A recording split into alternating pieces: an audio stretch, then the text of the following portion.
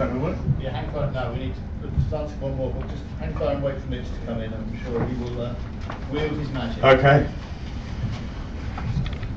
Other than that, we'll have to work for ourselves and start planning it. One moment we needed him, he could run. Well, shall I just press and see what happens? That would be my normal. Right, so it should work. Yeah, okay, it should be all right, Helen. Right, there we go. Right, hello. I'm talking about building sustainable futures, which is also about sustainable future buildings. I want to talk about what we're doing, all the good things we're doing here, but I also wanted to look at the iconic buildings and to see what other people were doing in other countries. And I will move on talking about energy and other exciting things as well, just as soon as the slide moves on. Yes, Siemens tell us that 40% of energy is used by buildings. 40% of it can be saved with proper building information management. And 21% of carbon comes out of offices and buildings, so we've really got to do something about it. So let me show you my first iconic building, which every one of you will recognise as it appears. Why am I showing you the Drax down by Selby, the biggest power station in the country? But not only that, the biggest emitter of CO2 in the whole of the country. How is that a green building? Well, things down at Drax are changing. They're changing because they are beginning to embrace biomass, and they are starting to fuel their process with wood chips. And that allows them to reduce their carbon footprint once the project is completed by as much as 86%. Yes, I don't believe it either, but I'm going to look into it in more detail. 86%. But you'll say, why do this? Why do this when the Chinese are building one power station every 2 weeks or minutes or whatever it is, and yet Beijing is wreathed in smoke. Why should we do anything? Yes, but they are taking this seriously. They've said, first of all, they're going to close all coal power stations in Beijing by 2020. And they've actually been talking about green building for the last 10 years. They've been running conferences on it.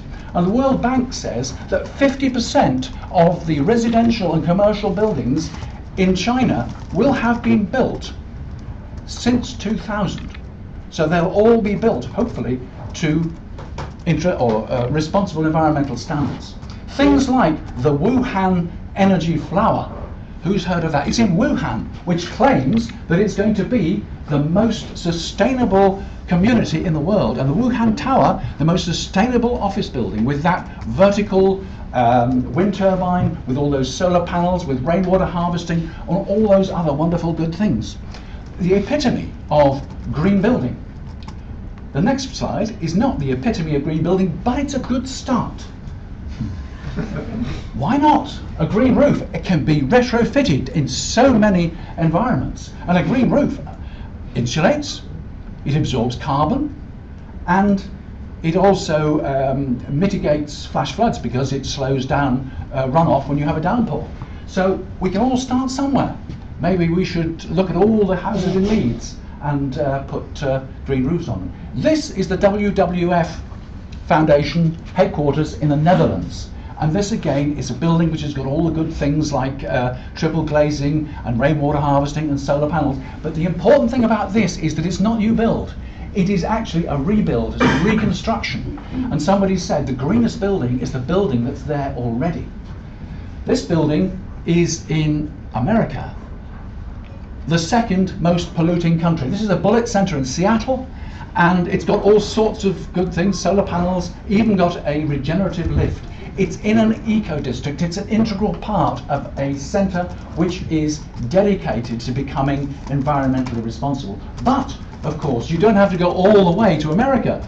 I'm sure everybody recognised this. This is the the Bed Z development in South London. These zero emission dwellings, which were created between 2000 and 2002. Not totally successful, but a great advance in that they're triple glazed and they use solar passive and everything. We don't even have to go as far as London because we all know about the greenhouse here in Leeds. Again, an example of a building which is a refurbishment, not new build, and yet refurbished to the highest environmental standards.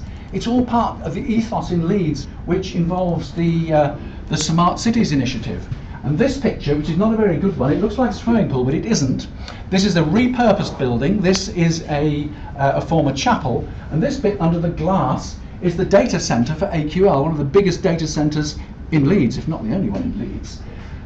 And the beauty of that makes it sustainable is that they have so much waste heat that they are seriously planning to feed it into a small district heating system. Well, if we're going to have a smart city and we're going to pull everything together, maybe we should build vertical farms, and then we can grow all the food we need on a relatively small footprint. Well, that looks like pie in the sky, really, doesn't it? It's obviously a simulation. It's a bit like Jack and the Beanstalk, and maybe it's just a pipe dream. But is it really? No, there are vertical farms. This vertical farm has been running since 2009. It runs on hydroponics. It makes a maximum possible use of all the nutrients. It rotates so the plants get an equal share of the sunshine. It's working now. It's an idea from the future. Of course, all these things need energy, and if you're fortunate enough to be in the California desert, you can install 300,000 mirrors which will track the sun and concentrate its rays onto the top of that tower, where they have a boiler which produces steam, drives a turbine and produces electricity. Parsons turbine, Faraday's dynamo, wonderful Victorian technology. And yes, but let's be really wacky. Solar freaking roadways. Who's heard of those? I urge you, go and look at that video on YouTube. Solar, what are they? Well, the idea is to pave all the highways in America with glass blocks which will include solar panels, LEDs and heating so that the snow will melt off. And the LEDs, the whole thing will be computer controlled. The LEDs will actually produce the road markings, so you can change them if you want to. You can put warning signs on. They went for crowdfunding of $1 million. They got 2.1. They got $1 million from the federal as well. Look at YouTube. You'll also find videos which tell you why it won't work. But they're thinking out of the box. But my one worry is, are all these things simply showpieces? Is this really greenwash? Because if it is, we can't possibly survive, I don't think. We have all got to commit to the green agenda. I firmly believe in building sustainable futures, because I believe that if our future is not sustainable, we haven't got a future. That's me, building sustainable futures.